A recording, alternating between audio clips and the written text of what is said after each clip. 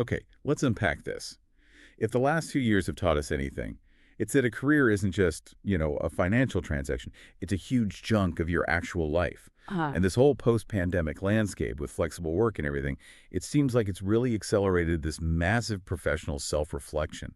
People are really driven to seek paths that feel genuinely meaningful and sustainable. oh, absolutely. It's like a great realignment, isn't it? People aren't just chasing the bigger paycheck anymore. They want better alignment, between their daily grind and their core values. But pivoting, especially from an established career path, well, that's fraught with risk, whether you're mid-level or a seasoned exec. Exactly. And that's why we're diving into this today. We got some excellent research and strategic plans here. And they don't just offer vague motivational stuff. This is more like a strategic step-by-step playbook for making a successful career shift, say, in 2025. Right.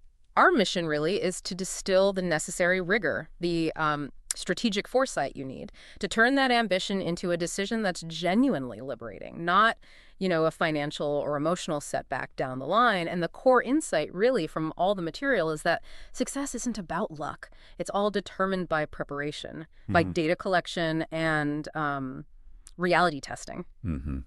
So before you even think about writing that resignation letter, you have to build this internal case file for change, as it were. Absolutely. That's the foundation, the internal deep dive. And the very first step sounds simple, but it's actually quite difficult. Be rigorously analytical about your current job. Right. You have to stop just relying on that gut feeling of, burnout or frustration.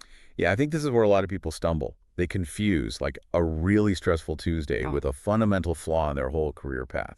So how do we move beyond just that gut feeling? How do we start collecting reliable data on this? Well, the sources strongly suggest treating your dissatisfaction like actionable research. Keep a structured log. And I mean structured, not just a diary of complaints, but more like a data tracker. Note your reactions to specific tasks, workflows, the people you interact with, the company culture, the daily grind.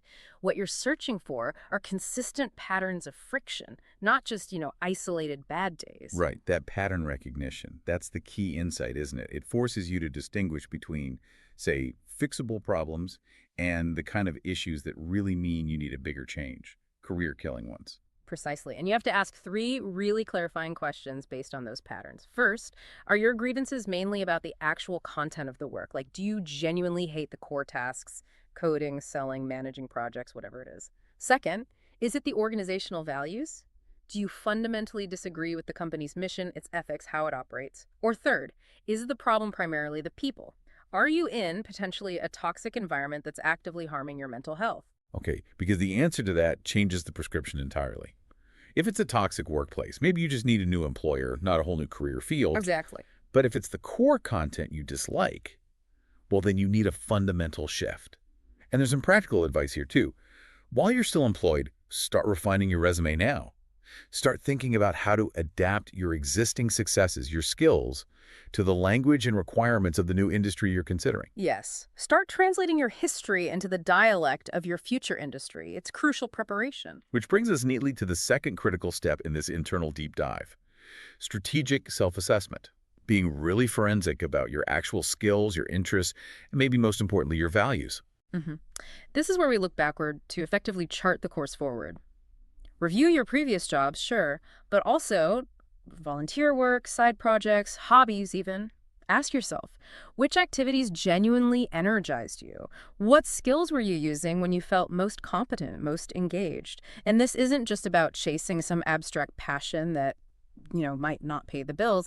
It's about checking if your fundamental values, what really matters to you personally and professionally, are actually being met where you are now. Right. But this sort of idealistic picture of following your bliss, Yeah. it often crashes headfirst into reality, doesn't it? And I think this is where we need to spend a bit of time. Let's talk about what the sources call the crucial limitation check. It's easy to romanticize that new job, that new field. What are the biggest reality checks we need to be aware of? Okay, yeah, this is critical. There are three massive potential gaps you absolutely must quantify before you even think about leaping. First, the technical skills gap. You have to be brutally honest here. How big is this gap, really? Does closing it mean like a 3-month online course on weekends, or are we talking 2 years of night school? What's the time investment? And crucially, what's the financial cost?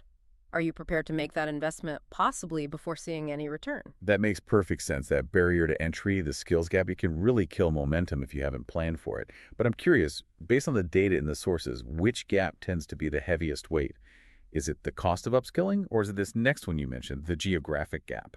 It's interesting. The sources consistently point to the geographic gap as often the biggest emotional and logistical killer of career change plans. You have to ask, does this specialized industry you're dreaming about actually exist where you live?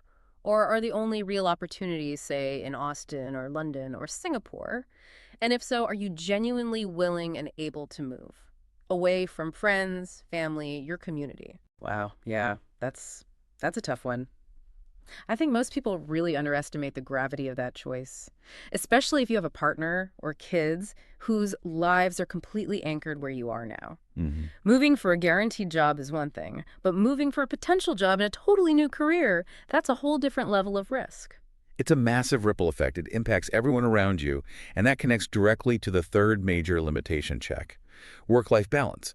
Don't just assume that a new career automatically means, a standard 40-hour week with remote flexibility. What if the new field typically demands constant travel, or intense client management, or those infamous 70-hour startup weeks? You might solve the job content problem, but inadvertently create a massive lifestyle problem. You have to calculate that lifestyle consequence with real rigor. Okay, so let's say you've done the internal audit. You've confirmed the problem is foundational, not just a bad boss. And you've quantified the costs and challenges of those gaps, skills, location, lifestyle. Yeah. You're still committed. Then you're ready to move outwards, Mhm. right, to external validation. That brings us to segment 2, testing the waters. Exactly. You've done the self-diagnosis. Now you need some external proof that your target is actually worth the leap. So, step 3 is building your network in the new industry and doing it strategically. Networking. That can feel so daunting and kind of transactional maybe, especially when you're cold reaching out. What's the most effective approach the sources suggest for actually getting people to, respond to your messages or emails? Yeah, it needs a strategic approach. The idea is to combine learning about the industry with extensive informational networking.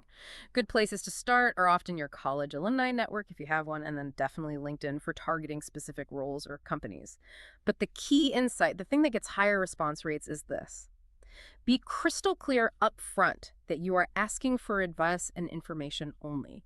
Make it explicit you are not fishing for a job interview or an in at their company, at least not yet. Okay. So you're basically de-risking the interaction for them. You're saying, look, I just want 15 minutes of your brain power, your insights, not, hey, can you get me a job? Precisely. People are generally quite willing to share their wisdom and experience. They get resistant when they feel like they're being immediately leveraged for personal gain. This approach lets you genuinely learn about the field, understand the nuances, without the pressure of a job search hanging over the conversation. And importantly, it opens the door naturally for step 4, finding ways to job shadow. Job shadowing. It seems like such common sense, but why is it so essential? Especially for a career switcher who's often already highly motivated and maybe thinks they know what they want. Because of the classic grass is greener syndrome, it's incredibly common. When you're deeply unhappy in your current situation, it's so easy to romanticize anything you don't fully understand. You see the polished version, the successful people on LinkedIn, the cool projects, but you don't see the day-to-day reality, the administrative sludge, the internal politics, maybe even the sheer monotony that exists in any job. Right. The sources call shadowing the crucial reality check. So what specifically should you be looking for when you shadow someone? What are the key signs that maybe this job isn't the liberating move you imagine it to be? Look for the boring parts. Seriously. Watch how they handle internal bureaucracy. Observe meetings. How much of their time is actually spent doing that exciting, creative work you're drawn to versus, say, filling out reports, dealing with IT issues, or attending soul-crushing status updates. You want a valuable, realistic glimpse into the actual work environment. Like, maybe you romanticize being an independent consultant, thinking it's all high-level strategy. Shadowing might reveal it's actually 70% chasing invoices and doing cold outreach. That's vital information. That's a great example. So how much time should someone realistically invest in this shadowing, this reality testing phase? Is like one afternoon enough to get a real feel? The recommendation is to aim for at least a few hours cumulatively. Ideally, spread that time across shadowing several different people, maybe in slightly different roles within the same field. And if you possibly can, shadowing one person for a couple of full days is incredibly valuable. That sustained exposure helps you get past the initial novelty, the best behavior phase, and really see the daily grind. It makes your final decision genuinely informed, built on data you gathered yourself, not just on hypothetical optimism. Okay, so external validation complete. You've shadowed, you've seen the spreadsheets, the boring meetings, and you still want the job. Good sign. Now it's time for segment 3, the practical switch. We already established that technical skills are critical, and step 5 is explicitly upskill prior to switching jobs. Yes. And this step is all about risk mitigation. You absolutely want to avoid the worst case scenario, which is quitting your old job, starting the new job search with enthusiasm, and then realizing you lack the fundamental technical skills. The ones needed to even get your resume past the initial screening software, let alone impress in an interview. That forces a pause in your search right when you need momentum, and it costs you time and money. Right, so this means investing time and probably money on development before you start earning in the new field. How do you make sure you're spending those resources on the right skills, not just guessing? Strategic foresight again. The sources suggest 3 concrete ways to pinpoint the precise requirements. First, if possible, talk directly to people who actually make hiring decisions in that field. Get the must-have skills and certifications straight from hiring managers, not just generic HR descriptions. Second, dive deep into industry-specific or niche online forums and communities. Professionals there often vent about what skills entry-level folks are missing. Gold mine of information. And third, systematically scan current job listings. Don't just look at one or two. Analyze dozens. Identify the technical skills, the software proficiency, the certifications that consistently appear in the descriptions for the kinds of roles you're targeting. That proactive approach sounds like it could significantly cut down search time later and really boost your chances of hitting the ground running. Okay, and finally, we circle back almost to the beginning with step 6, which connects directly to that initial diagnosis in step 1, considering a lateral move. Yes, we have to bring this forward as a central strategic option. It's Sure. not just a plan B. Remember those diagnostic questions. If your internal audit, your data logging, confirmed the issue wasn't the content of your industry, but maybe the routine, the monotony, or perhaps a poor company culture fit, but you actually like the industry itself, then a lateral move might be the highest return, lowest risk solution. Okay, so you're keeping your core sector skills and knowledge, but dramatically changing the context, new team, new company, maybe new focus area. What's the major benefit of taking this lateral approach compared to, a full pivot into a brand new industry? It's the soft landing, really. That's the key advantage.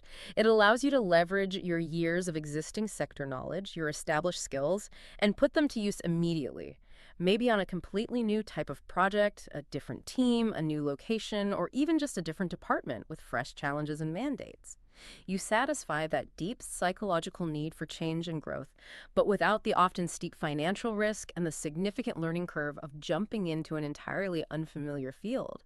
It can be a really elegant solution when the problem isn't the fundamental destination, but maybe just the specific vehicle you were driving to get there. Hmm. This whole deep dive really shows that the journey towards professional fulfillment isn't some spontaneous leap. It's much more like a marathon of strategic planning, isn't it? Changing careers can genuinely be one of the most liberating decisions you make professionally, but only, it seems, if it's underpinned by that rigorous data collection, self-honesty, and real conviction built on evidence. Absolutely. Whether your goal is escaping a bad situation, finding more flexible work, or just achieving, greater day-to-day job satisfaction. The outcome, success versus regret, seems to be determined almost entirely by your level of forethought and that crucial reality testing throughout these 6 steps. You basically need to build a rock-solid case file for making the change. And as you reflect on this whole process, this strategic shift towards finding more meaningful and sustainable work, it does raise one final, maybe provocative question for you, the listener. If you go through all this, you complete the 6 steps diligently, and you find that your ideal career path, one that truly aligns, requires you to move across the country or even internationally, how do you weigh that? How do you measure if that career path truly aligns with your core values, if achieving it means potentially sacrificing proximity to your core support system, your family, your friends? Is that alignment worth the emotional cost? That really is the ultimate trade-off sometimes, isn't it? The pursuit of professional meaning versus the maintenance of your personal foundations, definitely something to explore further in your own thinking. We hope this deep dive into making a strategic career shift has given you some solid groundwork, some practical steps for planning your own successful and hopefully very satisfying next professional chapter.